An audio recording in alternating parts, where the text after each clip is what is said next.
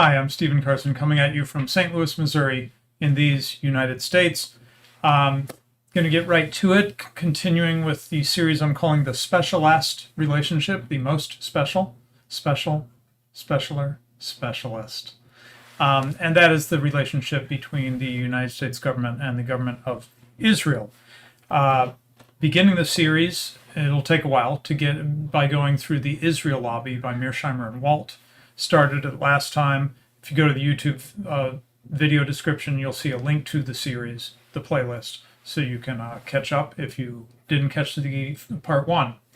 There'll be many more parts if YouTube doesn't destroy my channel for this, which I hope they don't. I pray they don't. Okay, please share with friends and like and all that kind of stuff. I don't know how much the algo helps me on Twitter or on YouTube, so personal recommendations are pretty much the only way I grow. I do have some expenses for the show, and supporters help with that through Subscribestar. Again, in the video description on YouTube, you can find the link to that. Most people subscribe and send $5 a month. I hope this series makes you feel it's worth it to support this content. Okay. Okay, before jumping into the book, I thought last time I talked about I started by talking about the managing of the fortification of the election, and I don't even remember how I tied that in. Anyway, it made sense at the time. But this time I wanted to talk more personally about my own background, my own personal background, and why this is a particular interest to me. Some of the mythology that we'll be puncturing as we go through this book, especially today's episode, for example, is a mythology that I grew up on. My father came to St. Louis as a missionary to the Jews, a Christian missionary to the Jews. He was trained by Moishe Rosen, who went on to found Jews for Jesus a couple years after my dad trained with him in New York. I grew up around Jews for Jesus coming through town, staying at my house. And, part of this whole bundle, which, I now view as not a part that belongs, was the, Christian Zionism, right? The support for the state of Israel, and belief, as we'll get into today, belief in certain myths of Israel. And what's really interesting, and this is one of the things I'm learning going through this book. Okay, sorry, I'm jumping too quickly at the book. Let me finish with my own personal history. So I eventually, some decades ago, found my way out of the myth. In particular, there was a Journal of Libertarian Studies article that had a big influence on me. There's a map I often share of Israel prior to 1948 where you can see Jewish land ownership. And it makes it clear that basically they stole a bunch of land from the Palestinians, and there were Palestinians there, land without a people for a people without a land or whatever. It was all a lie. And so that for me was the beginning crack in the myth. And then I learned much more, of course, and predicted 9/11, as I've mentioned. And part of that was because I had, that myth had been shattered, and I understood the actions of the U.S. in foreign policy, in particular in regards to Israel, and what the likely consequences would be, which unfortunately happened on 9/11, and we may be setting up for another round of some kind of blowback like that.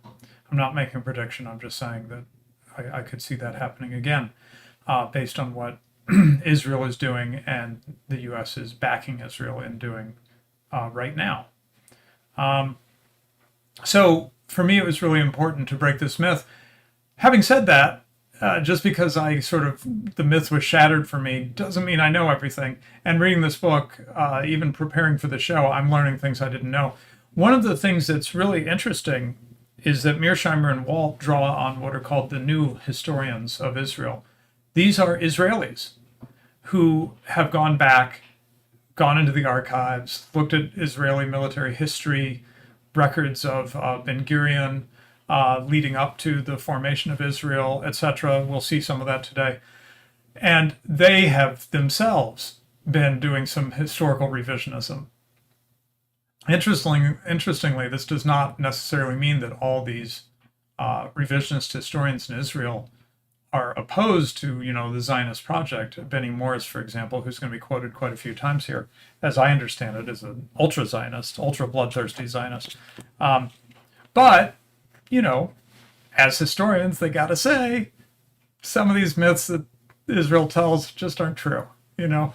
And so that's quite interesting, I think, for Israelis themselves to undermine the narrative. Part of what goes on here, as the authors mention, is that there's actually more honesty in Israel about some things. That the press is more openly debates certain things than is allowed in the American press, which is tightly controlled, as I think we all know. And I guess their historians get a little more latitude as well to look into the dark past of Israel. So not only the fact of these the new historians in Israel, these revisionists, but the things they've turned up are really interesting. And I didn't know all this. I like I said, I'm learning going through this series as well, which is usually one of my motivations for doing anything, is that I want to learn about it and just share with you as I learn. So let's go through. I'm going to try to do 2 chapters today. And as you'll see, we'll start right off with the question I brought up in the marketing. Israel has been sold as the greatest ally of the U.S. It's a strategic ally in the Middle East. We really, really need to have that relationship with Israel. And even if we don't, we should support Israel for a number of sort of moral reasons. So we're going to go after all of that today with the help of Professors Mearsheimer and Walt. Okay, here's the book. All right, let's go. Okay, Israel, Strategic Asset or Liability, Chapter 2 from the Israel Lobby and U.S. Foreign Policy by Mearsheimer and Walt. So, aid to Israel would be easy to explain if it helped make Americans more secure or more prosperous. Israel's strategic value to the U.S. would be further enhanced if backing it won America additional friends around the world and did not undermine U.S. relations with other strategically important countries. But, okay, is this going to let me use my arrow keys to turn? Okay, I don't know what's going on. Excuse me. Come on, Kindle app. Let me control. Okay, here we go. Do I have control? Nope. I gotta be there and have my cursor on screen. That's ugly. Okay, anyway, please ignore my cursor. Put it up there, out of the way. Okay, so in this chapter, they're gonna say that this view of having a strategic rationale for the extensive U.S. support of the Jewish state is outdated at best and at worst simply wrong.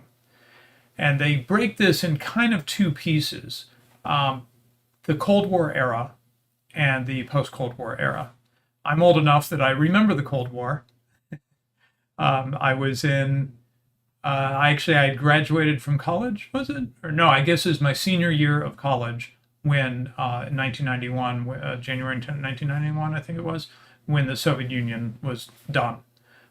So actually the Cold War was unwinding while I was in college, but my formative years growing up, we thought the Soviet Union would always be there, and there was all the talk of, will we nuke each other, and all those nice things to have as part of your childhood.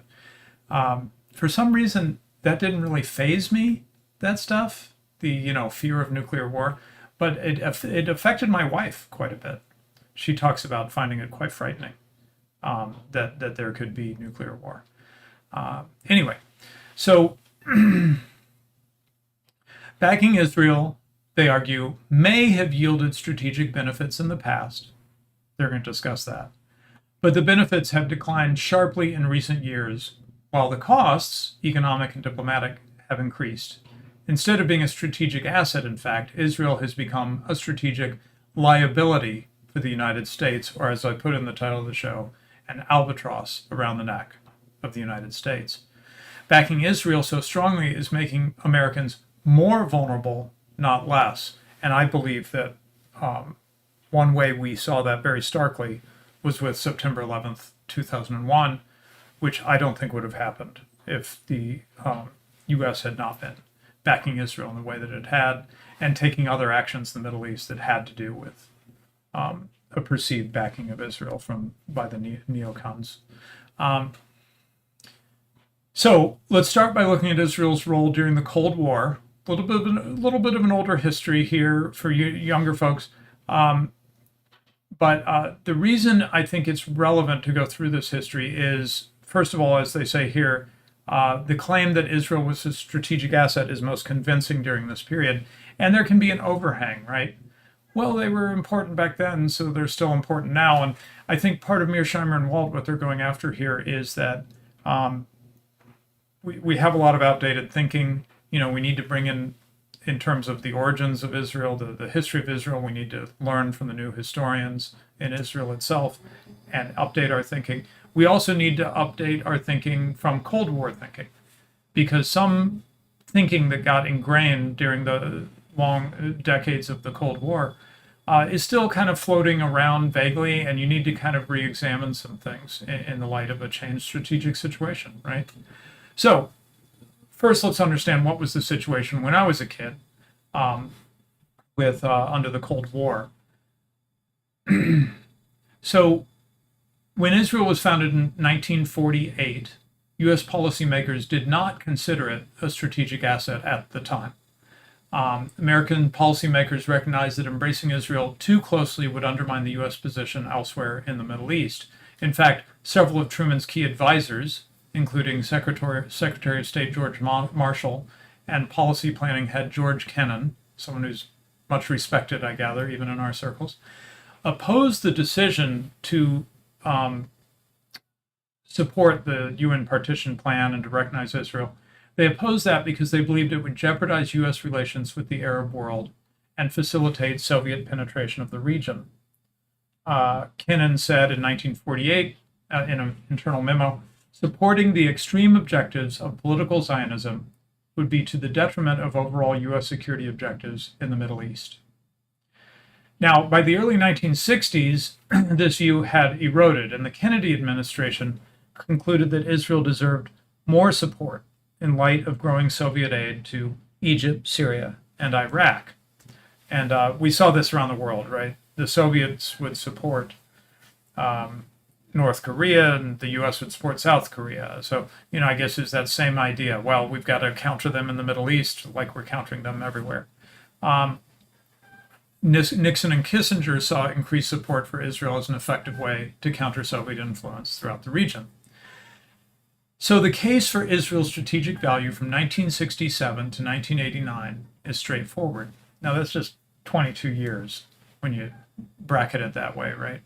By 22 years that ended, 36 years ago? By serving as America's proxy in the Middle East, Israel helped the U.S. contain Soviet expansion in that important region and occasionally helped the U.S. handle other regional crises. By inflicting humiliating military defeats on Soviet clients like Egypt and Syria in the 1967 Six-Day War and the 1973 October War, Israel damaged Moscow's reputation as an ally while enhancing U.S. prestige. So, this strategy bore fruit in the 1970s when Egyptian President Anwar Sadat severed ties with Moscow and realigned with the United States. So there you go. Israel's paying off, using Israel as a foothold now, backing Israel. Now we're starting to pull people towards the U.S. in the Cold War, right? By providing the U.S. with intelligence about Soviet capabilities, Soviet client states, and the Middle East more generally, Israel facilitated the broader American campaign against the Soviet Union. In 1956, for example, an Israeli spy, I didn't know this, obtained a copy of Soviet Premier Khrushchev's secret speech denouncing Stalin, which Israel promptly passed on to the U.S. I mean, I knew about the 1956 Khrushchev speech. I just didn't know that we got it through the Israelis. That's kind of interesting. So that's the case for Israel during the Cold War. But Mearsheimer and Wald are going to even question this, which is the stronger case in their view for Israel as a strategic ally, at least during that period. The case is not as open and shut as Israel's advocates maintain, and was even questioned by U.S. experts, some of them, at the time. Why? Because in addition to the direct economic burden, the growing partnership with Israel imposed significant costs on the U.S., and because Israel's capacity to help its vastly more powerful partner was inherently limited. So this is a simple point they make over and over again. Hey, there's all these benefits that get touted by the Israel lobby and Christian Zionists and so forth. And they're like, okay, well, we can quibble about some of those benefits, but main point is, what about the cost side of the ledger, right? It's fine to bring up the benefits, but you got to bring up the costs too, and you got to look at both sides of it. We only ever hear about the benefits from the ones who are really, the Zionists or pro-Zionist types. We need to look at both sides of this ledger, right? So, although Israel's military did help check Soviet client states like Egypt, Syria, and Iraq, America's commitment to Israel played a significant role in pushing the states into Moscow's arms in the first place. So Israel is the solution to problems it creates for us. Doesn't sound as convincing anymore, does it?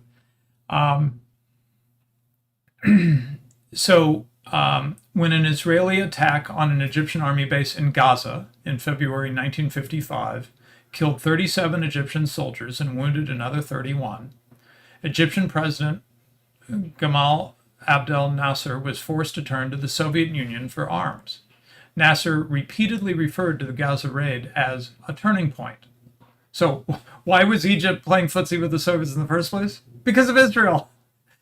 Given their continuing conflict with Israel and America's reluctance to provide them with arms, Israel's main Arab adversaries had little choice but to seek help from the Soviets, despite their own misgivings about moving closer to Moscow. So they're reluctantly, that's not something I remember learning when I was a kid. Well, Egypt, etc., are reluctantly turning to Moscow because Israel's driving them crazy, America won't give them any arms, and Soviets offering them arms. Well, that's kind of a different picture than I got. Because remember, I grew up, not during, I was born in 1969, but, some of this back and forth in the Middle East, that was a part of the background noise of my childhood. And of course, the revolution in Iran, which is all related to this, though we won't get into that today. That was a huge, one of my earliest political memories was the hostage crisis in Iran. So, I'm sorry, what was first? Yeah, okay, so here's their counter argument. So first,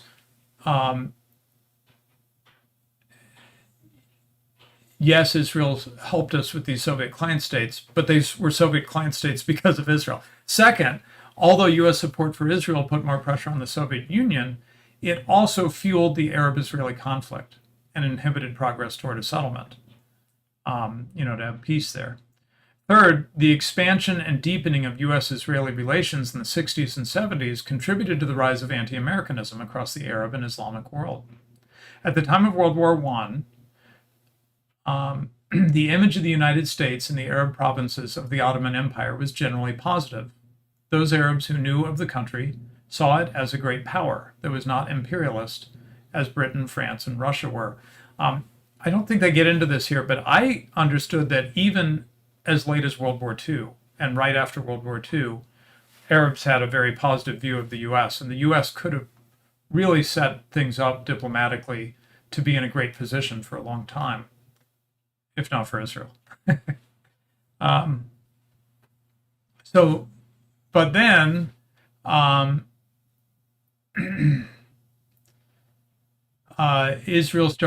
United States started supporting certain regimes, and Israel, and this fueled a growing tendency for many Arabs to see the U.S. as the heir to Britain's former imperial role. So we started to inherit some of the negativity that Britain had built up about how it had acted in the Middle East. Arab animosity increased as U.S. support for Israel grew and was compounded by Israel's occupation of the West Bank, Sinai, Gaza, and the Golan Heights in 1967, and by Israel's subsequent repression of the Palestinian Arabs living in what came to be known as the occupied territories, back in the news as of October 7th, 2023, if I'm getting my dates right.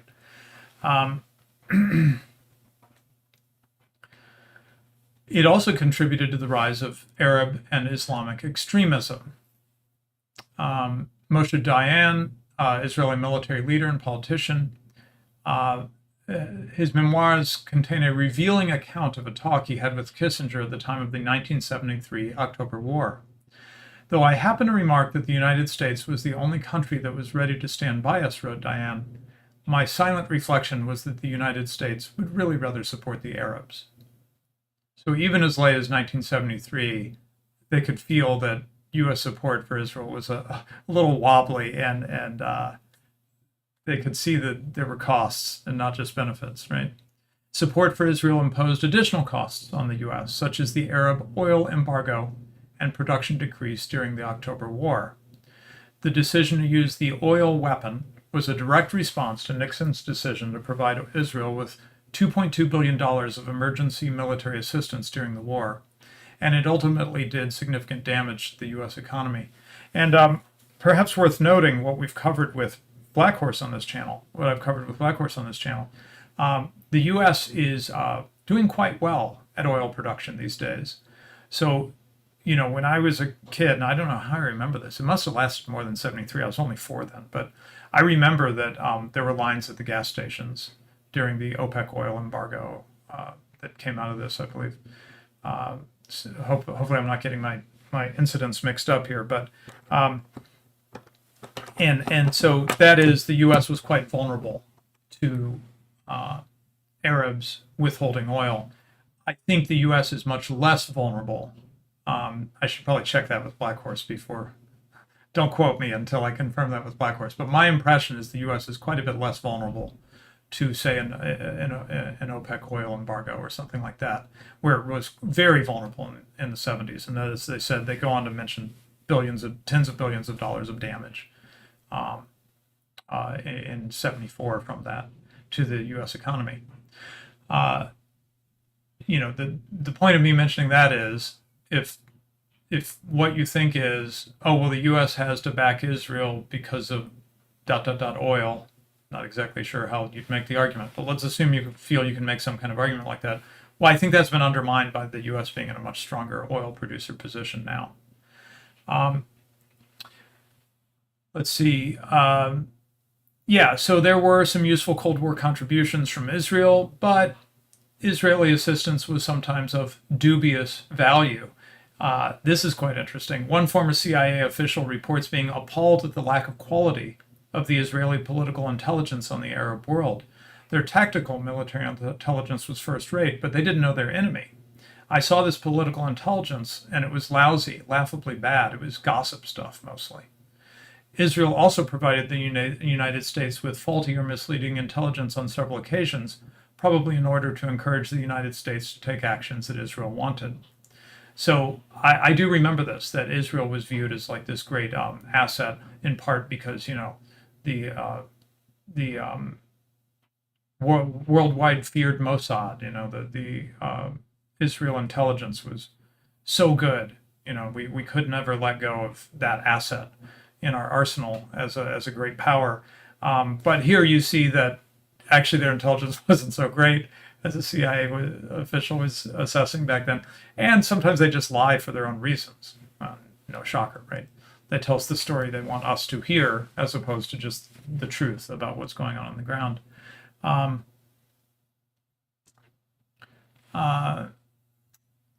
Yeah, as they'll discuss later in the book, Israel also supplied the United States with alarmist reports about Iraq's weapons of mass destruction programs prior to the 2003 invasion, thereby contributing to U.S.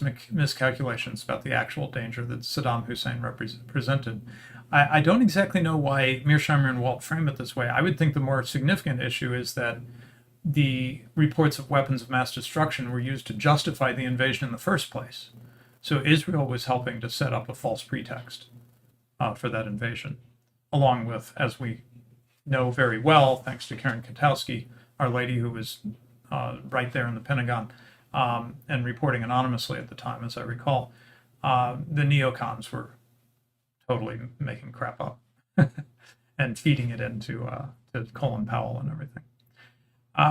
Israel's invasion of Lebanon in 1982 made the region less stable, led directly to the formation of Hezbollah, the militant group that many believe is responsible for the devastating attacks on the U.S. Embassy and Marine barracks that cost more than 250 American lives. So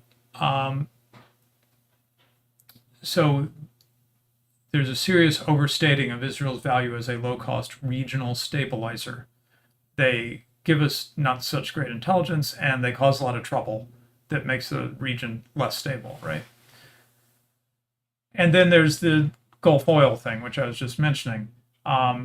Israel's limited strategic value is further underscored by its inability to contribute to an undeniable U.S. interest, access to Persian Gulf oil. According to a former Pentagon official, Israel's strategic value to the U.S. was always grotesquely exaggerated. When we were drafting contingency plans for the Middle East in the 1980s, we found that the Israelis were of little value to us in 95% of the cases. Israel's limited capacity to help in the Gulf was revealed in the late 1980s when the Iran-Iraq war jeopardized the safety of oil shipments in the Persian Gulf.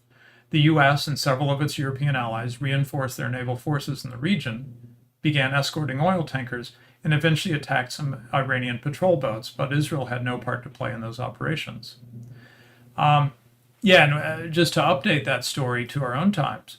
Yeah, with friends like these, not June says, yes. To update that story to our own time, we have this issue that the Suez Canal is blocked to, Israeli shipping and Israeli-friendly shipping. Well, that's because of Israel. President Trump recently was talking about an attack on the Houthis, or his administration, in Yemen, and we're going to get that shipping flowing again. Well, why do we even have this problem?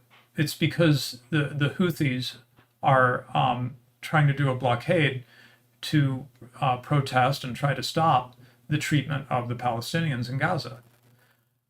Well, the Israelis could stop doing crap like that, and then we wouldn't have a shipping problem through the Suez Canal, right? So they're not helping us in this region. They're making things worse, at least in regards to that specific scenario. So ultimately, although a limited case can be made for Israel's strategic value during the Cold War, it doesn't really fully explain why the U.S. provided it with so much economic, military, and diplomatic support. Even back then, they're saying it doesn't really explain what was going on back then. And thoughtful Israeli analysts have long recognized this basic reality, as the Israeli strategic expert Shai Feldman, former head of Tel Aviv University's Jaffa Center for Strategic Studies, noted in his own study of U.S.-Israeli security cooperation. The strategic dimension of America's motivation for supporting Israel never comprised the core of these relations.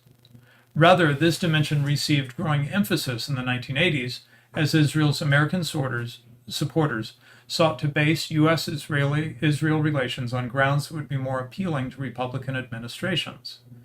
Yet the significance of U.S.-Israel strategic cooperation and the extent to which Israel is perceived as a strategic asset to the United States never approached that of all the other elements of the U.S.-Israel relationship. Those other elements, according to Feldman, were post-Holocaust sympathy, shared political values, Israel's underdog image, common cultural linkages, and the role of the Jewish community in American politics. And except for that last point, we'll be covering that today in the next chapter, post-Holocaust sympathy, etc., as justifications for this most special relationship. So that's the Cold War. Now let's talk about from the Cold War to 9/11. So they're talking about 10 years, right? From 1991, the final collapse of the Soviet Union, to 2001, September 11th, 2001. So let's talk about those 10 years.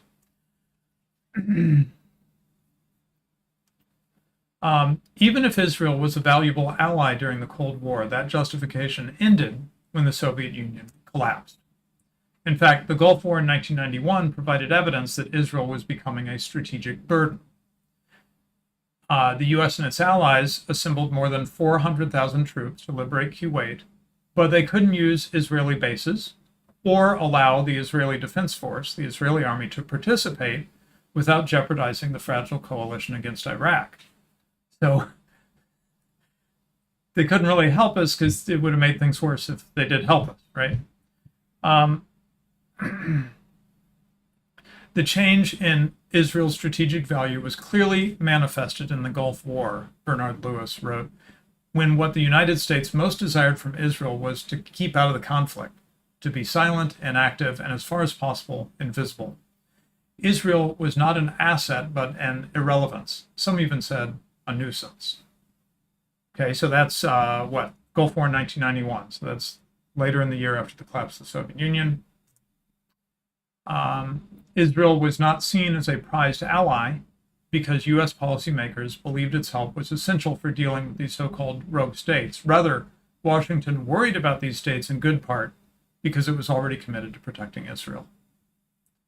Okay, now, that's, does he talk much more? It's mostly what, I'm skipping over some stuff. They also talk about the attempt to blow up the World Trade Center in 1993 and some other things that happened during that time. Actually, I think we'll be coming back to that, the 1993 thing. But so that's those 10 years. Now, especially in regards to Middle East politics and everything, September 11th represents a real dividing point, right? There's pre-September 11th and post-September 11th. So now let's go to post-September 11th. Partners against terror, the new rationale for the most special relationship. In the aftermath of the September 11th terrorist attacks, the main strategic justification behind U.S. support for Israel became the claim that the two states were now partners against terror.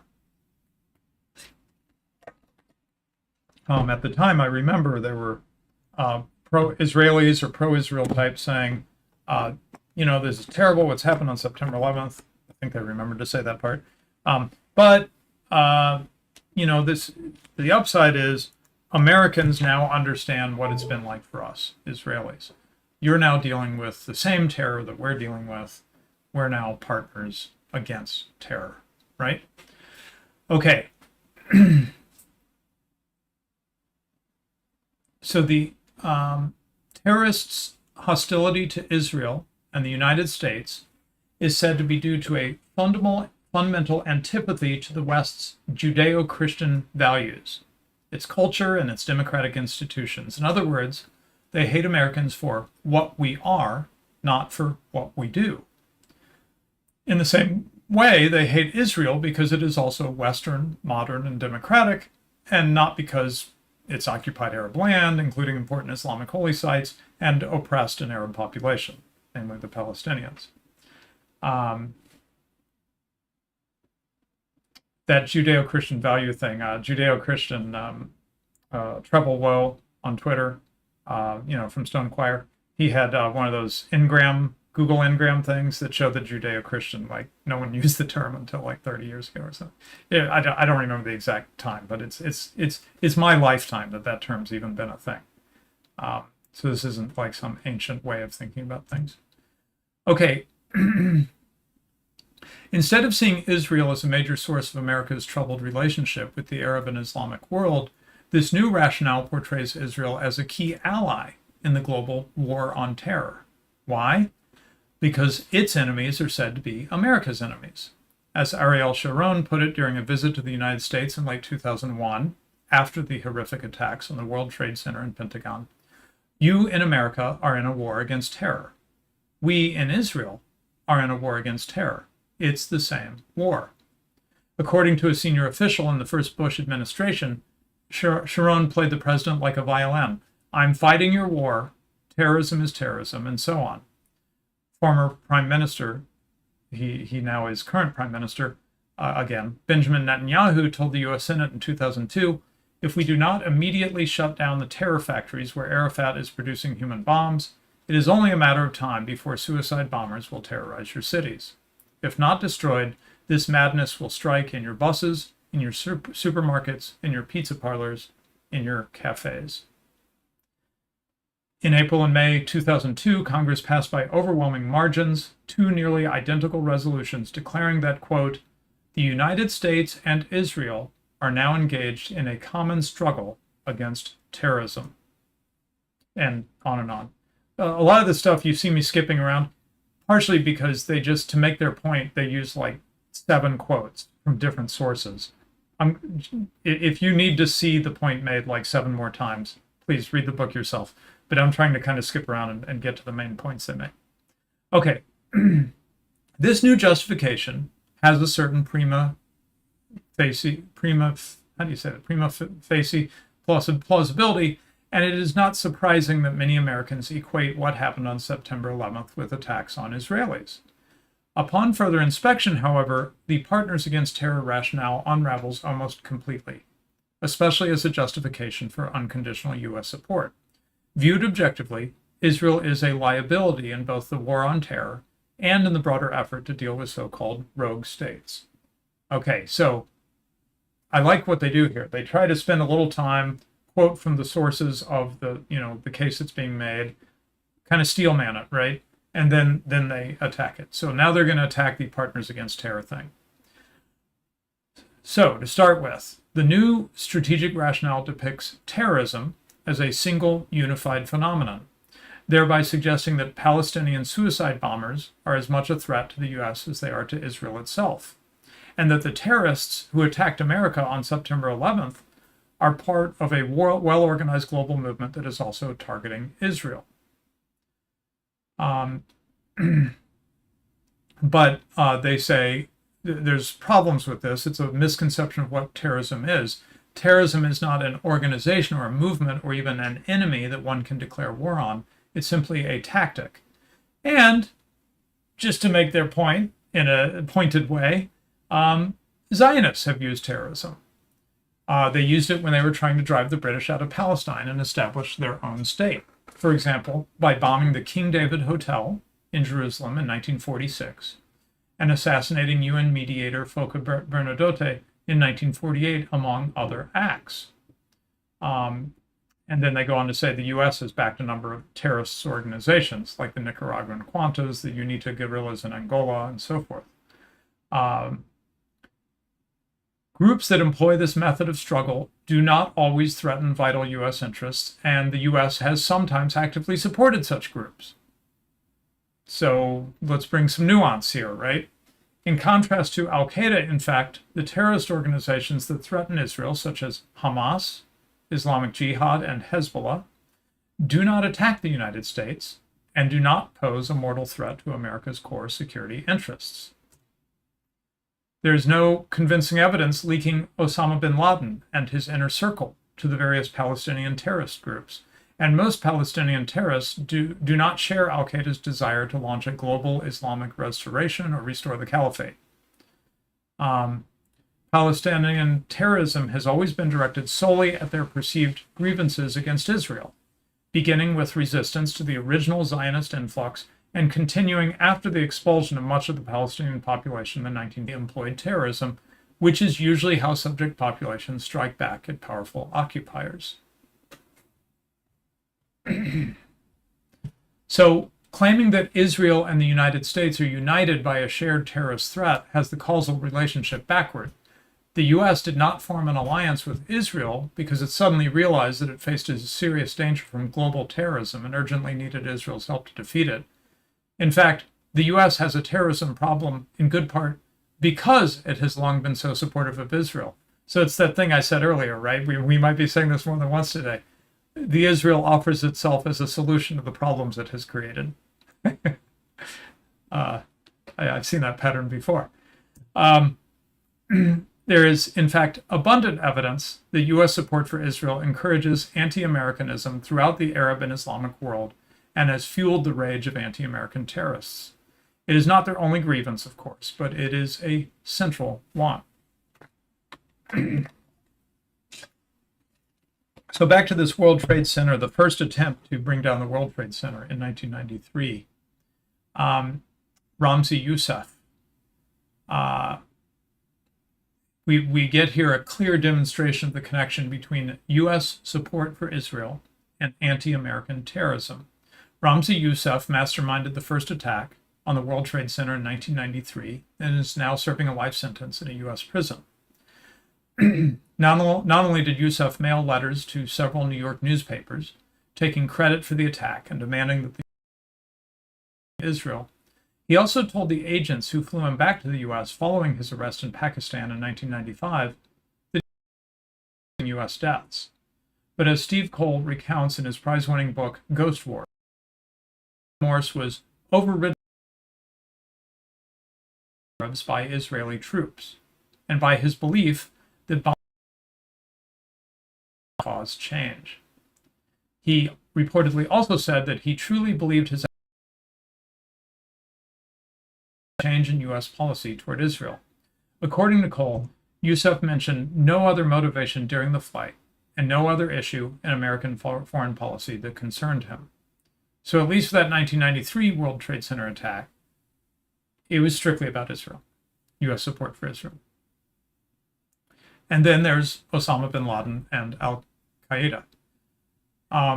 Considerable evidence confirms that bin Laden has been deeply sympathetic to the Palestinian cause ever since he was a young man, and that he has long been angry at the U.S. for backing Israel so strongly. According to Michael Scheuer, the great Michael Scheuer, by the way, I've listened to a lot of stuff by him, he's very interesting.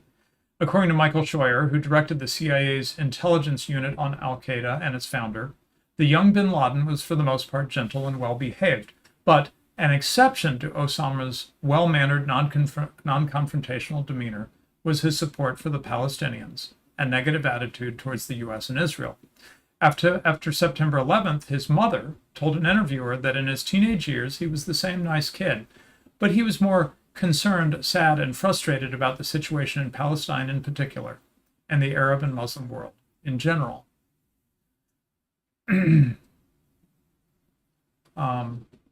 And then he goes on with the timing to show that in 1994, first public statement from bin Laden, Palestine was at the center of bin Laden's agenda from the start. The most prominent grievance in bin Laden's 1996 fatwa, all of this before 2001, note. His most prominent grievance is bin Laden's hallmark, the Zionist Crusader Alliance. He refers explicitly to Muslim blood being spilled in Palestine and Iraq, blames it all on the American-Israeli conspiracy. When the CNN reporter Peter Arnett asked him in March 1997 why he had declared jihad against the U.S., bin Laden replied, quote, we declare jihad against the U.S. government because the U.S. government is unjust, criminal, and tyrannical. It has committed acts that are extremely unjust, hideous, and criminal, whether directly or through its support of the Israeli occupation of the land of the prophet's night journey, a poetic way of referring to Palestine. And we believe the U.S. is directly responsible for those who were killed in Palestine, Lebanon, and Iraq. And then Max Rodenbach, reviewing two important books about bin Laden. Of all these themes, the notion of payback for injustices suffered by the Palestinians is perhaps the most powerfully recurrent in bin Laden's speeches. In short, bin Laden and his deputies clearly see the issue of Palestine as central to their agenda. Remember, bin Laden was alive at this time, well, at the time of the publishing of this book. The 9/11 Commission also notes that Khalid Sheikh Mohammed, whom it described as the principal architect of the 9/11 attacks, was primarily motivated by the Palestinian issue. In the Commission's words, by his own account, KSM's animus toward the U.S. stemmed not from his experiences there as a student, but rather from his violent disagreement with U.S. foreign policy favoring Israel. And the authors note, it is hard to imagine more compelling evidence of the role that U.S. support for Israel played in inspiring the 9/11 attacks. Arab and Islamic anger has grown markedly since the end of the Cold War, and especially since the outbreak of the Second Intifada in 2000, in part because the level of violence directed against the Palestinians has been both significantly greater and more visible. The First Intifada, we'll get into a little bit later, it was less violent, and there was relative calm during the Oslo years, 1993 to 2000. But the development of the internet and the emergence of alternative media outlets such as Al Jazeera now provide round-the-clock coverage of the carnage.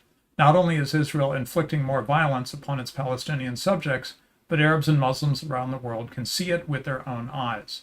And they can also see that it is being done with American-made weapons and with tacit U.S. consent. I would say, referring to what's going on right now, it's not very tacit U.S. consent. It's pretty full-on U.S. support. No other issue resonates with the public in the Arab world and many other parts of the Muslim world more deeply than Palestine. No other issue shapes the regional perceptions of America more fundamentally than the issue of Palestine. A 2004 report by the Pentagon's Defense Science Board concluded that Muslims do not hate our freedom, but rather they hate our policies. Now, for you younger folks, you wouldn't know this. Is this a quote from Bush? I think President George W. Bush, after 9/11, said they hate us for our freedom. Something like that. Something to that effect. But it's just not true.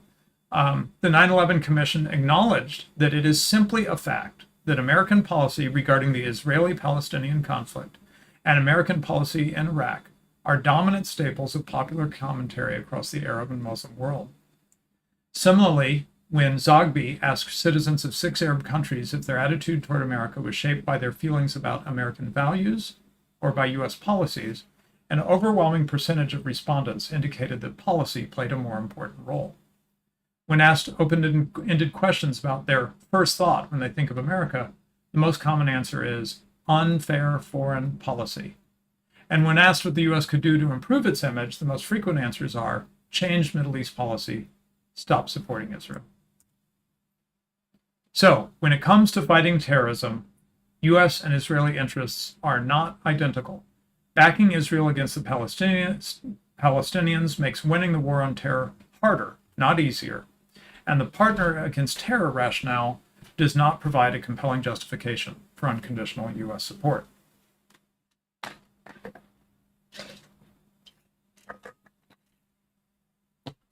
Okay, so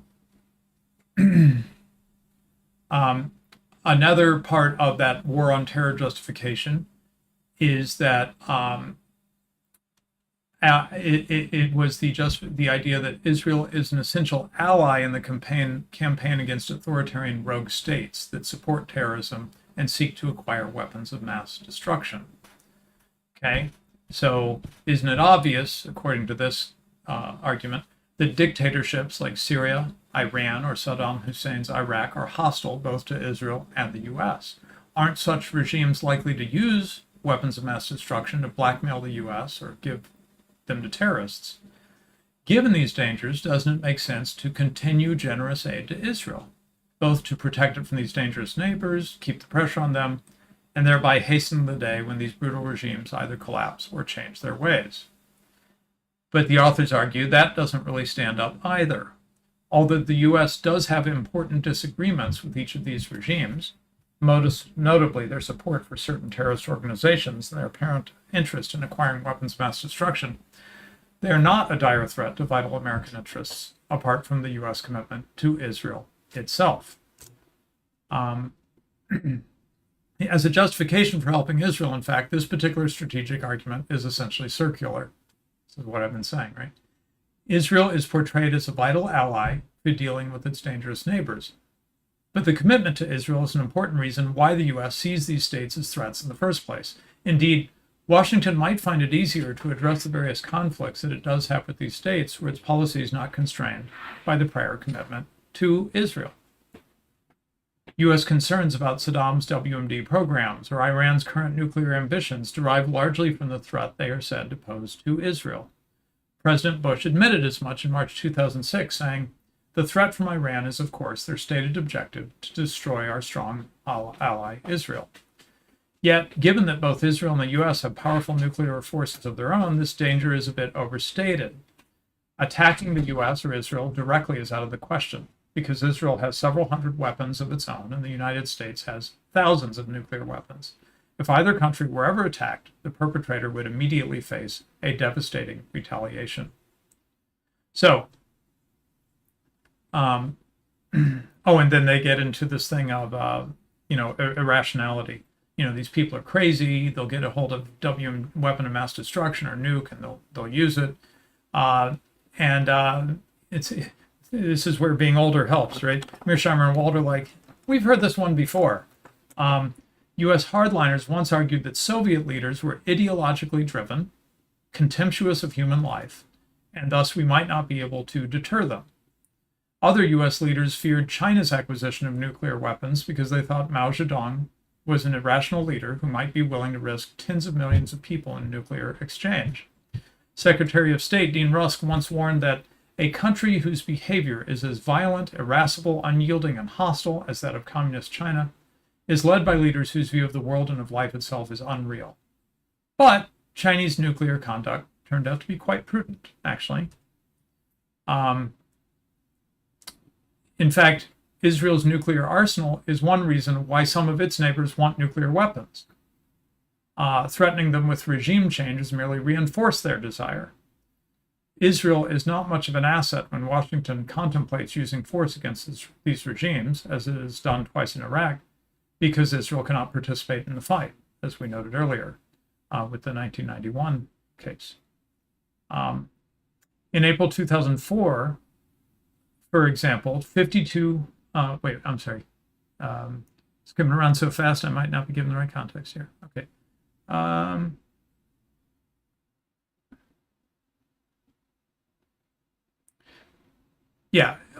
Foreign populations generally see the U.S. as too supportive of Israel. Many foreign elites think its tacit support for Israel's policies in the occupied territories is morally obtuse. Now, this is striking. I shared this with Academic Agent, though I doubt he saw it. He gets too many mentions on Twitter. Because here's Blair put it in an interesting light that I'd never seen before. I've always heard of Tony Blair as, a partner with George W. Bush and being like ultimate neocon guys. In April 2004, 52 former British diplomats sent Prime Minister Tony Blair a letter saying that the conflict between Israel and the Palestinians had poisoned relations between the West and the Islamic and Arab worlds, and warning that the policies of Bush and Sharon were one-sided and illegal and will cost yet more Israeli and Palestinian blood. Blair did not really need to be told, however, as he tried repeatedly, though unsuccessfully, to get the Bush administration to engage this issue more seriously. That's quite interesting to me. I had heard that, Blair's always pushing, Blair's really the mastermind. He's pushing Bush to do the invade Iraq and all this stuff. I don't know, maybe that's true. But in regards to the Palestinian issue, it sounds like Blair was more like, hey, we need to get Israel to cool it. And he couldn't get anywhere with Bush for reasons that the rest of the series and the book are going to explain.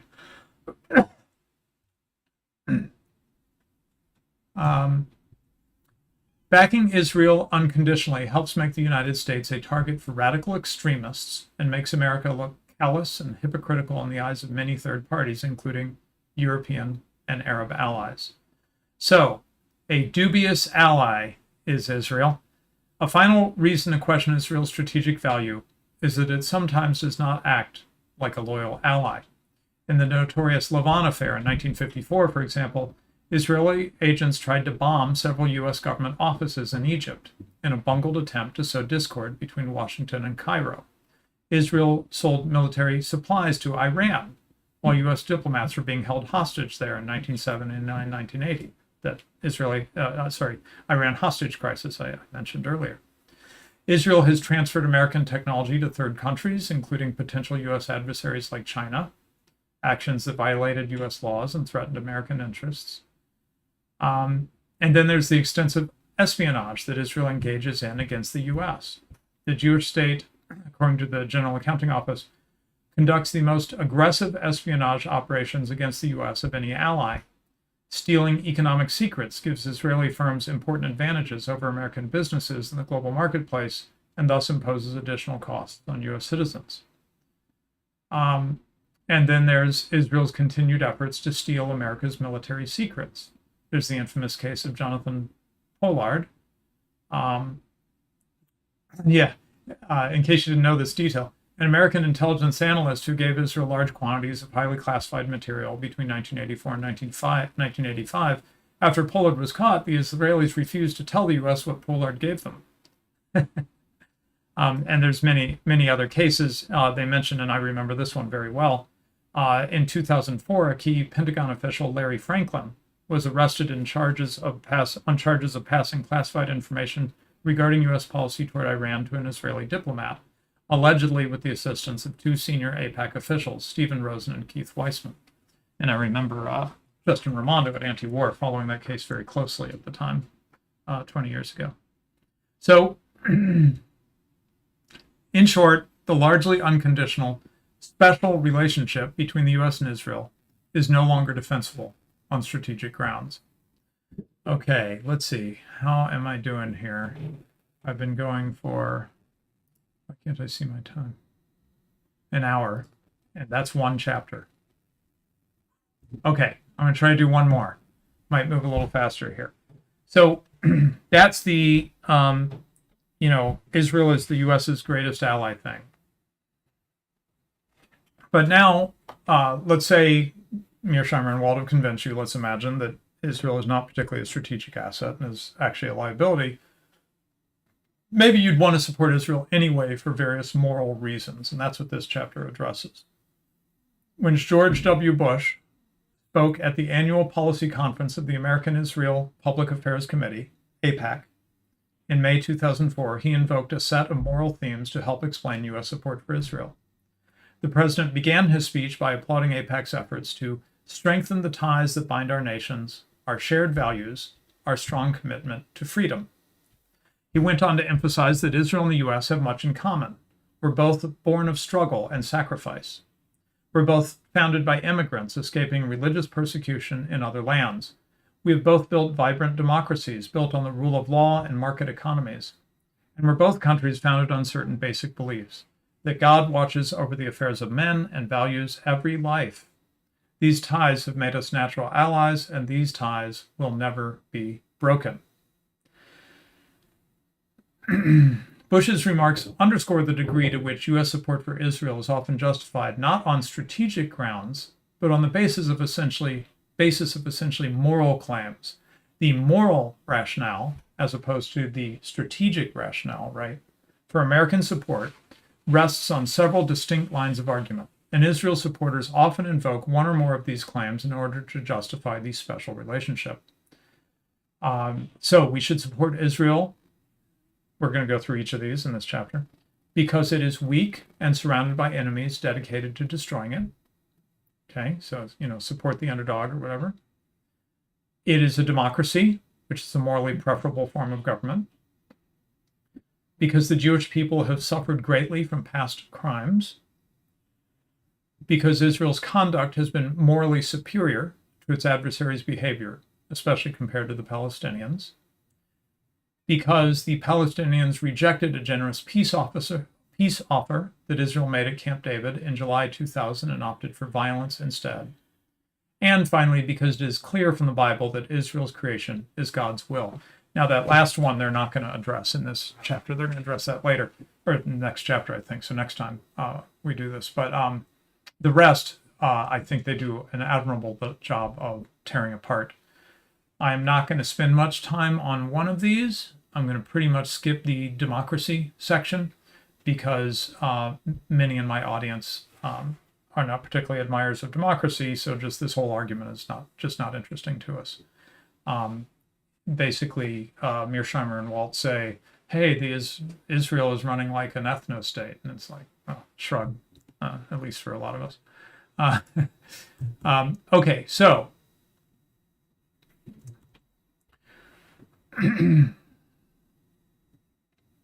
so this whole rationale relies heavily on a particular understanding of Israel's history that is widely held by many Americans, both Jews and Gentiles. This is the mythology I talked about at the beginning that I grew up on, right? In that story, Jews in the Middle East have long been victims, just as they were in Europe.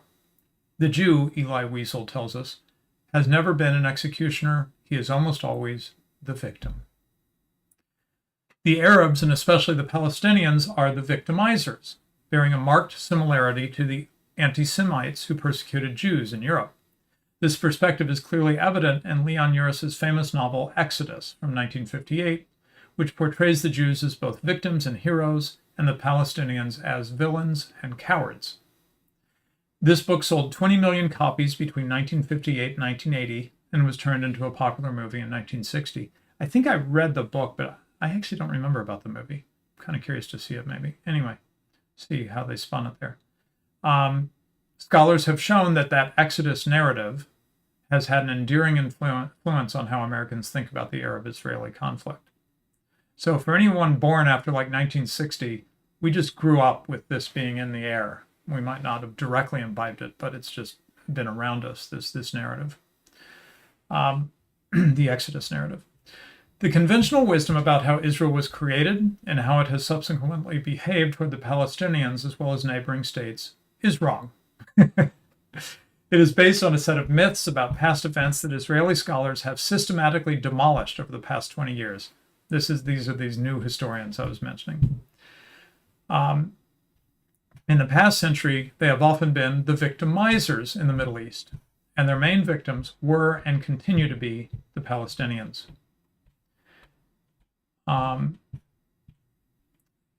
Let's see. Okay, I don't want to get into that. Okay, so a good case can be made that current U.S. policy conflicts with basic American values, and that if the U.S. were to choose sides on the basis of moral considerations alone, it would actually back the Palestinians, not Israel. Israel is prosperous and has the most powerful military in the Middle East. No state would deliberately start a war with it today. Israel does have serious terrorism problems, but that is mainly the consequence of colonizing the occupied territories. By contrast, the Palestinians are stateless, impoverished, and facing a deeply uncertain future. And the authors briefly note, they're realists, right? They know the way the world works. They say, we recognize that virtually all states have committed serious crimes at one time or another in their history. We're cognizant of the fact that state building is often a violent enterprise. We're also aware that some of Israel's Arab neighbors have at times acted with great brutality. We focus on Israel's actions because the U.S. provides it with a level of military and diplomatic support that is substantially greater than what it gives to other states, and it does so at the expense of its own interests. Our aim is to determine whether Israel deserves this special treatment because it acts in an exceptionally virtuous manner, as many of its supporters claim. Does Israel behave significantly better than other states do? The historical record suggests that it doesn't. So, backing the underdog. Israel is often portrayed as weak and besieged, a Jewish David surrounded by a hostile Arab Goliath. The image has been carefully nurtured by Israeli leaders and sympathetic writers, but the opposite is closer to the truth. Israel has always been militarily stronger than its Arab adversaries. And they start right at the beginning, 1948. Consider Israel's 1948 War of Independence, where the popular belief is that the Zionists, who fought against 5 Arab armies as well as the Palestinians, were badly outnumbered and outgunned. Benny Morris, a prominent Israeli historian, and as I understand, very pro-Israel, refers to this description of the balance of power as one of the most tenacious myths relating to 1948. And he means lie. I hate that people use the word myth to mean lie, but anyway, you followed. As Morris notes, the Atlas map showing a minuscule Israel and a giant surrounding Arab Sea did not, and indeed for the time being still does not, accurately reflect the true balance of military power in the region. The Arab states have been remarkably ineffective at translating those latent resources, the people they have, for example, into actual military power, while Israel, by contrast, has been especially good at doing so. So, Academic Agent in The Populist Delusion talks about the organized minority versus the disorganized majority. Well, in the Middle East, Israel is the organized minority, militarily organized. The War of Independence was actually 2 separate conflicts. The first was a civil war between the Jews and the Palestinians. That started in November 1947. the day of the UN decision to partition Mandate Palestine, and ran until May 1948, the day Israel declared its independence. The second was an international war between Israel and 5 Arab armies, which began in May 1948 and ended in January 1949. So first, the Zionists won a lopsided victory over the Palestinians in the Civil War because they enjoyed a decisive advantage in numbers and quality of both soldiers and weapons.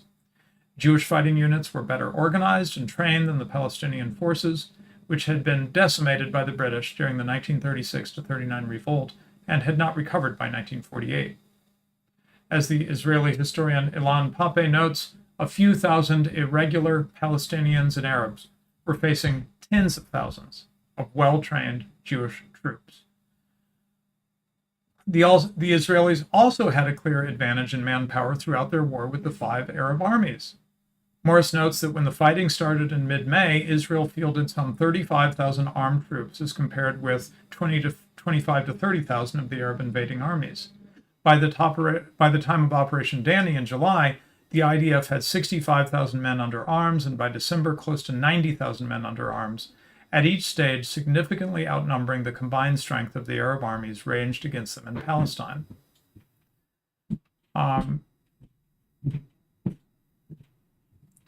And then, with the possible exception of Transjordan's small Arab legion, and we'll find out why that is an exception in a bit, we'll hear a name that academic agent fans will recognize. With the possible exception of Transjordan's small Arab legion, the quality of the Israeli fighting forces was far superior to their Arab adversaries, and they were much better organized as well. Morris notes it was superior Jewish firepower, manpower, organization, and command and control that determined the outcome of battle. The IDF won quick and decisive victories against Egypt in 1956 and against Egypt, Jordan, and Syria in 1967 before large-scale U.S. aid began flowing to Israel. As we learned in Chapter 1, the aid really kicked in the late 60s, early 70s, after a lot of the first 20 years. After the first 20 years, 2 decades of Israel's since the formation in 48. In October 1973, Israel was a victim of a stunning surprise attack by the Egyptian and Syrian armies. Although an outnumbered IDF suffered serious setbacks in the first days of fighting, it quickly recovered and was on the verge of destroying the Egyptian and Syrian armies when the U.S. and the Soviet Union intervened to halt the fighting. More from Benny Morris. The remarkable turnaround, according to Morris, was due to the fact that the IDF's machines, both in the air and on the ground, were simply superior. So was its manpower. Israeli pilots, maintenance and ground control staffs, tank officers, and men were far better trained and led than their Arab counterparts. These victories offer eloquent evidence of Israeli patriotism, organizational ability, and military prowess, but they also reveal that Israel was far from helpless, even in its earliest years. Today, Israel is the strongest military power in the Middle East.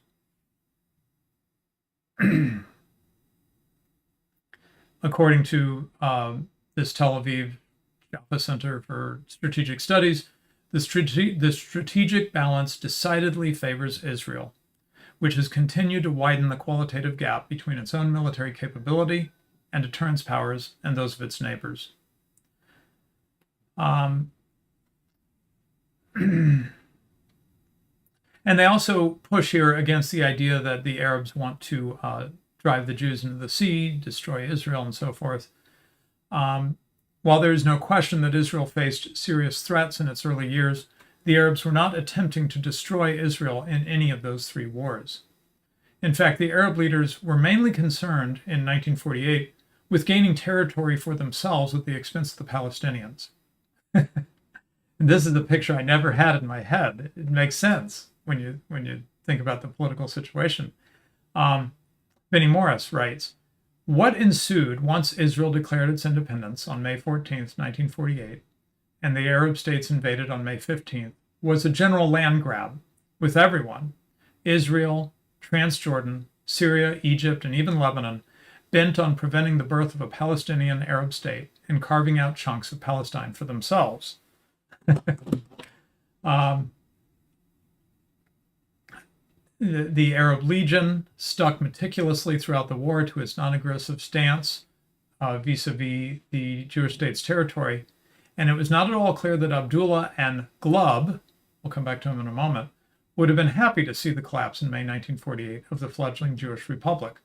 Certainly, Abdullah was far more troubled by the prospects of the emergence of a Palestinian Arab state and of an expanded Syria and an expanded Egypt on his frontiers than by the emergence of a small Jewish state. Glubb, you might remember, the British general who commanded Transjordan's Arab Legion, he's the one who wrote a book that Academic Agent drew on in Prophets of Doom, I believe. If I hope I'm remembering that right. I think he did. He did a chapter on Glubb because Glubb wrote one of these like cyclical history books that AA was covering in that book. So Glubb's quite interesting character. Okay, so the myth of Israel as a victim is also reflected in the conventional wisdom about the 1967 war, which claims that Egypt and Syria are principally responsible for starting it. But it's clear from the release of new documents about the war that the Arabs did not intend to initiate a war against Israel in the late spring of 67, much less try to destroy the Jewish state. Avi Schleim, distinguished Israeli new historian, these revisionist historians in Israel, right? He says, there is general agreement among commentators that Nasser neither wanted nor planned to go to war with Israel. In fact, Israel bears considerable responsibility for the outbreak of the war. Schleim writes that Israel's strategy of escalation on the Syrian front was probably the single most important factor in dragging the Middle East to war in June 1967. Ben Ami goes even farther, writing that Yitzhak Rabin, the IDF chief of staff, intentionally led Israel into a war with Syria. Rabin was determined to provoke a war with Syria because he thought this was the only way to stop the Syrians from supporting Fatah attacks against Israel. So Israel's military commanders, this is all, again, about 67, wanted to inflict significant military defeats on their two main adversaries, Egypt and Syria, in order to strengthen Israeli deterrence over the long term. So Israel was not preempting an impending attack when it struck the first blow on June 5th, 1967. Instead, it was launching a preventive war, a war aimed at affecting the balance of power over time, or as Menachem Begin put it, a war of choice. In his words, we must be honest with ourselves. We decided to attack Nasser. Okay? And then he talks about 73. Egyptians and Syrians certainly did attack Israel, but they point out it was a limited aim strategy. Egyptians hoped to conquer a slice of territory in the Sinai Peninsula and then bargain with Israel for the return of the rest of the Sinai. The Syrians hoped to recapture the Golan Heights.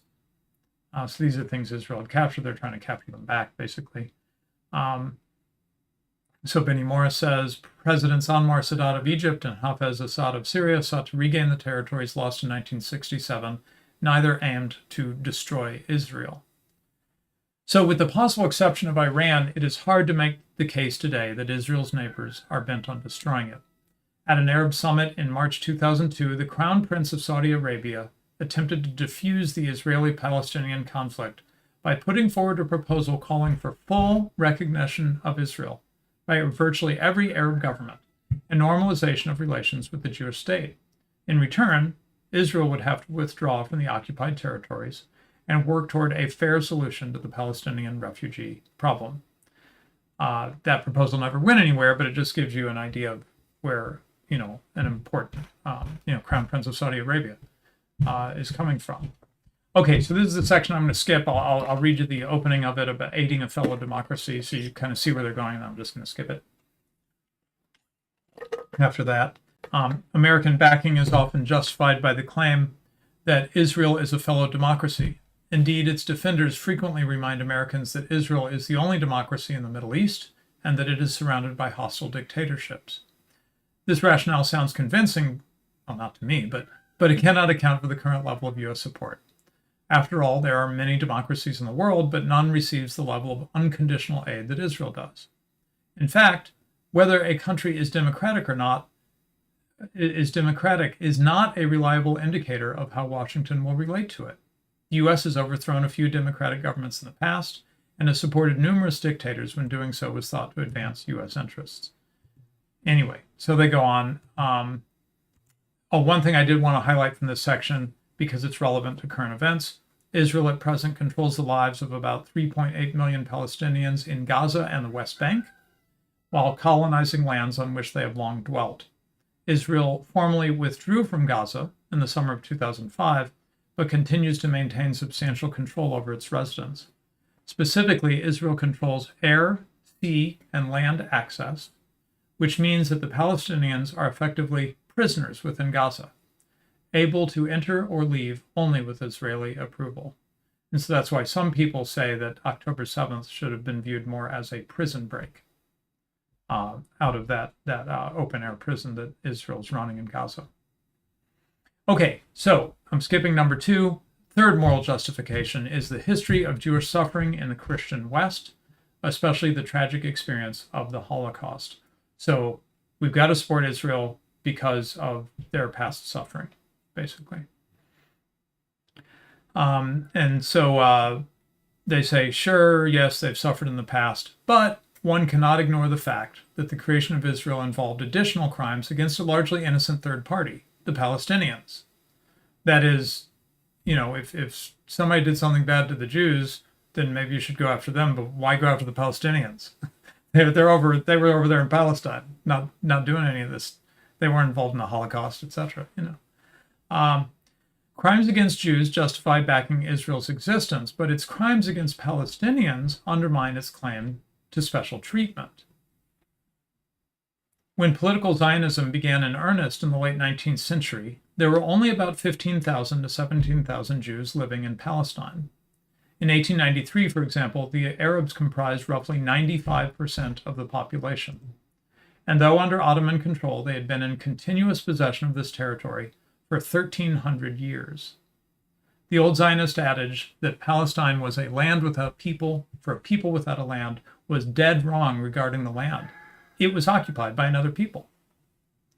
The early Zionists hoped that the waves of Jews who began leaving Europe in the last decades of the 19th century would come to Palestine, allowing the Jews to gain a decisive numerical advantage over the Arabs there. But that didn't happen, mainly because most of these Jews preferred to go to the United States. Only 100,000 of the 4 million Jews who left Europe between 1880 and 1920 went to Palestine. So what is that? I can't do the percent quickly off the top of my head, but a small percentage of Jews leaving Europe in those 40 years around the turn of the 20th century, turn of the 20th century, went to Palestine. In 1948, when Israel was founded, its 650,000 Jews were only about 30% of Palestine's population, and they owned only 7% of its land. So it was a big land grab in 1948. From the start, the leading Zionists were determined to create a Jewish state that covered virtually all of Palestine, and even parts of Lebanon and Syria. The goal from the beginning was to create a Jewish state in which Jews comprised at least 85% of the population. So, there were people there, and their plan meant that those people would not be there anymore, one way or another, by any means necessary, as Malcolm X said, right? As recent scholarship makes abundantly clear, the Zionist leadership was sometimes willing to accept partition as a first step. But this was a tactical maneuver and not their real objective. They had no intention of coexisting alongside a viable Palestinian state over the long run, as that outcome was in direct conflict with their dream of creating a Jewish state in all of Palestine. So, in the summer of 1937, for example, Ben-Gurion told the Zionist executive, "After the formation of a large army in the wake of the establishment of the state, we will abolish partition and expand to the whole of Palestine." He told his son Amos that same year, "Erect a Jewish state at once, even if it is not in the whole land. The rest will come in the course of time. It must come." May 13th, 1947. So this is a year before the official founding of Israel. Ben-Gurion told a meeting of the Jewish Agency Executive, which was held in the United States, "We want the land of Israel in its entirety." That was the original intention. This was the plan all along, which is still being executed before our eyes right now, right? Later that year in November, the UN devised a new plan to partition Palestine between the Zionists and the Palestinian Arabs. The Zionists publicly accepted this plan, but in fact, Ben-Gurion had already negotiated a deal with King Abdullah of Transjordan to divide up Palestine between Israel and Transjordan and deny the Palestinians a state. This secret agreement, which Britain endorsed, allowed Transjordan to acquire the West Bank and Israel to take what it could of the rest of Palestine. The deal was ultimately implemented during the 1948 war, though in a somewhat disjointed fashion. So, in short, Israel's founding fathers were determined from the beginning to create a greater Israel, which left no room for a Palestinian state and little room for Palestinians inside the Jewish state. Given that Arabs heavily outnumbered Jews in Palestine, and that the Zionists were bent on conquering as much territory as feasible, they had little choice but to expel large numbers of Arabs from the territory that would eventually become Israel. There was no other way to accomplish their objective, as the Arabs were hardly likely to give up their land voluntarily. So, in light of these realities, expulsion was a frequent topic of conversation among Zionists since the early days of the movement. It was widely recognized as the only realistic way to solve the demographic problem that stood in the way of creating a Jewish state. Ben-Gurion saw the problem clearly, writing in 1941, that early, that it is impossible to imagine general evacuation of the Arab population without compulsion, and brutal compulsion. Without the uprooting of the Palestinians, a Jewish state would not have arisen here, Benny Morris says. The opportunity to expel the Palestinians and create a Jewish state came in 1948 when Jewish forces drove up to 700,000 Palestinians into exile. Israelis and their supporters in the U.S. long claimed that the Arabs fled because their leaders told them to, but scholars have demolished this myth. In fact, most Arab leaders urged the Palestinian populations to stay home, but fear of violent death at the hands of Zionist forces led most of them to flee. By 1962, Israel owned almost 93% of the land inside its borders. To achieve this outcome, 530 Arab villages were destroyed and 11 urban neighborhoods emptied of their inhabitants. So this is, what do they call it? Ethnic cleansing type stuff, right? The fact that the creation of Israel entailed a grave injustice against the Palestinian people was well understood by Israel's leaders. As Ben-Gurion told Nahum Goldman, president of the World Jewish Congress in 1956, "If I was an Arab leader, I would never make terms with Israel. That is natural. We have taken their country. Sure, God promised it to us, but what does that matter to them? Our God is not theirs. We come from Israel, it's true, but 2,000 years ago, and what is that to them? There's been anti-Semitism, the Nazis, Hitler, Auschwitz, but was that their fault? They only see one thing. We have come here and stolen their country. Why should they accept that?" Very realist perspective there from Ben-Gurion. Burl Katznelson, close ally of Ben-Gurion, leading intellectual force among the early Zionists, put the point bluntly. The Zionist enterprise is an enterprise of conquest. I thought this was an interesting incident here with Hillary Clinton, First Lady Hillary Clinton, when Bill Clinton was president. The depth of Israel's opposition to creating a Palestinian state, even in the late 1990s, is reflected in an incident involving First Lady Hillary Clinton. In the spring of 1998, Israelis and their American supporters sharply criticized her for saying that, quote, "It would be in the long-term interests of peace in the Middle East for there to be a state of Palestine, a functioning modern state that is on the same footing as other states." White House officials, according to the New York Times, immediately disowned her comments and insisted that she was speaking only for herself. Her view, the White House press secretary said, is not the view of the president. So Israel's continued to impose terrible violence and discrimination on the Palestinians for decades. These policies can no longer be justified on the grounds that the existence of Israel is at stake. So the past suffering of the Jewish people does not obligate the United States to help Israel no matter what it does today. It's being treated as a infinite card, right? The Holocaust card is, can be used forever for anything. It's like where you get the wishes from the genie when you rub the bottle, except you get 6 million wishes. Okay, so so now there's the virtuous Israelis versus the evil Arabs narrative. So Israel is the country that sought peace at every turn. It's shown great and noble restraint even when provoked. The Arabs, though, they've acted with deep wickedness and indiscriminate violence.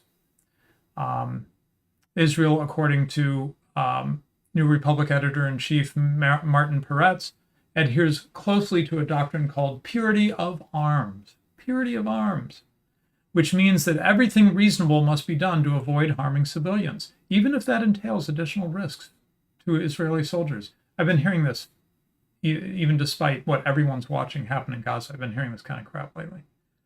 Moreover, he maintains that Israel has for years vacillated between responding to terror with exquisitely calibrated force and pacifying terrorists by giving them some of what they want, while its Arab enemies are part of the very same terror that was launched on us on September 11th.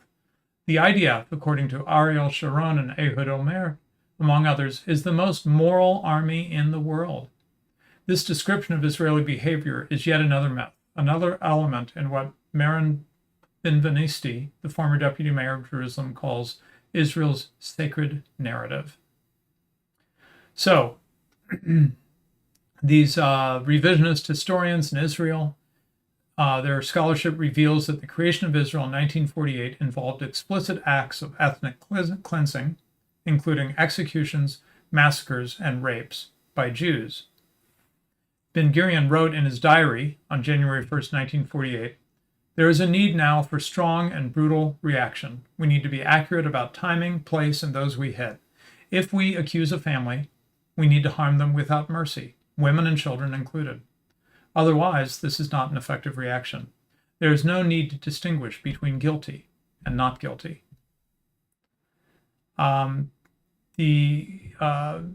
So they did these things in 48, between 1949 and 56. And then later, the IDF murdered hundreds of Egyptian prisoners of war in both the 1956 and 67 wars. In 67, it expelled between 100 and 260,000 Palestinians from the newly conquered West Bank, drove 80,000 Syrians from the Golan Heights. When the victims of these ethnic cleansings tried to sneak back to their homes, often unarmed, Israelis sometimes shot them on sight. Israel was also complicit in the massacre of innocent Palestinians by a Christian militia at the Sabra and Shatila refugee camps following its invasion of Lebanon in 1982. This 1982 incident is considered one of the great atrocities of modern times. I'm not going to go into more detail here, but look it up. Israel has now controlled the West Bank and Gaza for 40 years at the time of the book. It's been longer, right? Making it, as the historian Perry Anderson notes, the longest official military occupation of modern history. Like all occupations, Israel's was founded on brute force, repression and fear, collaboration and treachery, beatings and torture chambers, and daily intimidation, humiliation, and manipulation. During the First Intifada, 1987 and 1991, the IDF distributed truncheons to its troops and encouraged them to break the bones of Palestinian protesters. During that Intifada, it estimated that 23,600 to 29,900 children required medical treatment for their beating injuries in the first 2 years of the First Intifada. Moreover, it estimated that almost 1/3 of the children were 10 years or under. 1/5 were 5 and under. More than 4/5 had been beaten on their heads and upper bodies and at multiple locations, and almost 1/3 of the children sustained broken bones, including multiple fractures. Beating children. Yeah. Then there were 106 recorded cases of child gunshot deaths. A report on this concluded that almost all of them were hit by directed, not random or ricochet gunfire. Almost 20% suffered multiple gunshot wounds. About 12% were shot from behind. 15% of the children were 10 years or younger. Most children were not participating in a stone-throwing demonstration when shot, and nearly one-fifth of the children were shot dead while at home or within 10 meters of their homes. Israel's response to the Second Intifada, 2000 to 2005, was even more violent, leading the Israeli newspaper Haaretz to declare that the IDF is turning into a killing machine whose efficiency is awe-inspiring, yet shocking. The IDF fired, by the way, 1 million bullets in the first days of the uprising. These facts about Israel's conduct have been amply documented by numerous human rights organizations, including prominent Israeli groups, and are not disputed by fair-minded observers. And that is why 4 former officials of Shin Bet, the Israeli domestic security organization, condemned Israel's conduct during the Second Intifada in November 2003. One of them declared, "We are behaving disgracefully," and another termed Israel's conduct patently immoral. In short, there is little basis for the often heard claim that Israel has consistently shown great restraint in dealing with its adversaries. So, an obvious challenge to this point is the claim that Israel has faced a mortal threat throughout its history, both from rejectionist Arab governments and from Palestinian terrorists. Isn't Israel entitled to do whatever it takes to protect its citizens? And doesn't the unique evil of terrorism justify continued U.S. support, even if Israel often responds a little harshly? But this argument is not compelling either. Palestinians have used terrorism against their Israeli occupiers as well as innocent third parties. Their willingness to attack civilians is wrong and should be roundly condemned. This behavior is not surprising, however, because the Palestinians have long been denied basic political rights and believe they have no other way to force Israeli concessions. As former Prime Minister Barak once admitted, had he been born a Palestinian, he would have joined a terrorist organization. If the situation were reversed and the Israelis were under Arab occupation, they would almost certainly be using similar tactics against their oppressors, just as other resistance movements around the world have done. And he points out an interesting thing, which I did not know. It was Jewish terrorists from the infamous Irgun, a militant Zionist group, who in late 1937 introduced into Palestine the now familiar practice of placing bombs in buses and large crowds. Benny Morris speculates that the Arabs may well have learned the value of terrorist bombings from the Jews. That's something I didn't know. Menachem Begin, who headed the Irgun and later became prime minister, was one of the most prominent Jewish terrorists in the years before Israeli independence. And I hadn't heard of this. When speaking of Begin, Prime Minister Levi Eshkol often referred to him simply as the terrorist. So the Palestinians' use of terrorism is morally reprehensible today, but so was the Zionist reliance on it in the past. Thus, one cannot justify American support for Israel on the ground that its past or present conduct was morally superior. Another possible line of defense is that Israel does not purposely target non-combatants, while Hezbollah and the Palestinians do aim to kill Israeli civilians. Moreover, the terrorists who strike at Israel use civilians as human shields. We've been hearing a lot about that in this current Gaza thing, which regrettably leaves the IDF no choice but to kill innocent civilians when it strikes at its deadly foes. But these rationales are not convincing, and that will be discussed more later in the book. There is no question that Israel is justified in responding with force to violent acts by groups like Hamas and Hezbollah, but its willingness to use its superior military power to inflict massive suffering on innocent civilians casts doubts on its repeated claims to a special moral status. Okay, then the next thing is about the Camp David thing. I don't know if I was going to cover that at all. Yeah, I'm not going to cover it. But basically, it's they had a deal offered and they refused it, and they go into the details, the diplomatic details of that. And as usual, it's just not what we've been told. And then finally, hinting at where they're going to go to on this later, there is a final moral claim that some say justifies the close embrace between the United States and Israel. As discussed in the next chapter, not covering this now, but next time, some evangelical Christians, especially so-called Christian Zionists, view the establishment of the Jewish state as the fulfillment of biblical prophecy, dot, dot, dot, and somehow this means we have to stand there and support it when Israelis are, beating children and stuff, right? I've never really understood the logic of that. But anyway, it is something that they're going to address. So, the American people are inclined to support Israel in part because its supporters in the U.S. cultivate sympathy by stifling criticism of Israel while simultaneously portraying it in a favorable light. Indeed, there is much more criticism of Israel's actions in Israel itself than there is in America. Nevertheless, even Americans, despite the amazingly successful propaganda, even Americans see through it to some degree. A Newsweek poll released a few weeks after the September 11th attacks found that 58% of the respondents believed that U.S. support for Israel was a factor in Osama bin Laden's decision to attack America. Director of the Pew Research Center points out that average Americans see shades of gray in the Middle East conflict, and their sympathies notwithstanding, they favor a neutral role for the United States. Unlike their leaders, the American people displayed a tough-minded approach to dealing with Israel during the Lebanon War in 2006.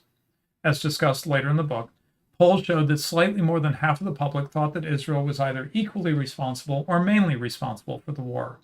And in at least 2 polls, more than half of the respondents said that the U.S. should not take sides. But the U.S. emphatically took Israel's side in Lebanon, as it has in every recent conflict involving Israel. This enthusiastic and unconditional support cannot be explained by the generally favorable opinion of Israel held by most Americans. So what they're trying to drive towards is they're trying to set the stage and knock out some of the justifications that have been used to explain why the U.S. supports Israel. It's a great strategic ally. There's all these moral reasons. They're attacking each one of those. The American people support them so much because of all these moral reasons. No, that's not quite true either. Okay, sorry. Right when I'm trying to finish up. Okay. Would you guys let me know in the chat if you can hear me at all? Suddenly I'm dropping frames like crazy here. Check. Can you understand me?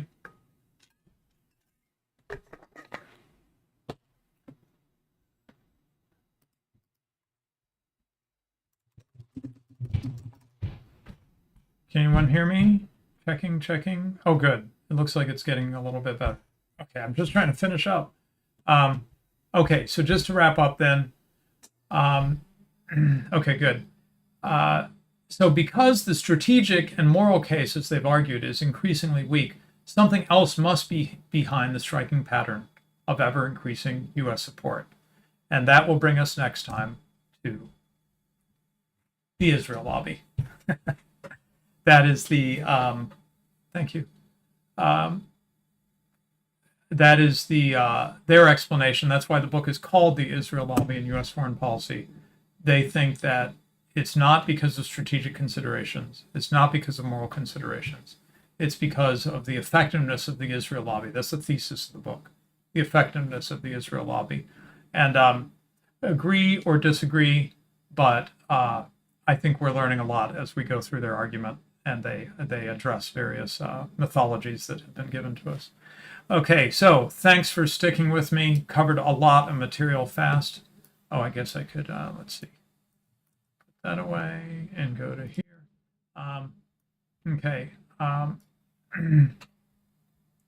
All right, so I don't think I have any super chats or anything, and I'm losing my voice. So I'm probably going to just stop rather than try to go through the chat. And that's the point of super chats. If you really want me to respond to your question, send me a couple bucks, Okay, anyway, so yeah, I'm going to stop there. My voice is shot from galloping through all that material. I hope you're finding this interesting. Like I said, my, mythological view of Israel and its immaculate founding was shattered decades ago. But I'd never really sat down and gone through a book like this that's really going piece by piece through the mythology of the founding and taking it apart. Some of the other mythology that's around Israel about how moral and wonderful it is and how its soldiers are just delicate flowers who are so careful and with with every little child and innocent life and all this. I mean, I don't know how you could be on the internet and on Twitter and believe that, because we watch the footage all the time. We know what's going on now, and we don't have the lying media in our way, lying mainstream media, which is in the pocket of the Israel lobby itself. But anyway, I'm going to stop with that, and should have Black Horse next week. I think we might be talking about tariffs finally. We talked about tariffs 1.0 from Trump 1.0 as a sort of a prelude, but we've been watching and seeing what's going to happen with these Trump tariffs. Black Horse sent me some stuff that makes me think he might be gearing up and being ready to really talk about the tariffs that Trump's doing in his second administration. I think there's a lot of interest in that. So that should be great. Thanks all, especially those who stuck with me through all that stuff. And how do I finish this show? I say goodbye and thank you, and I hit this button. Okay, bye. See you guys next time.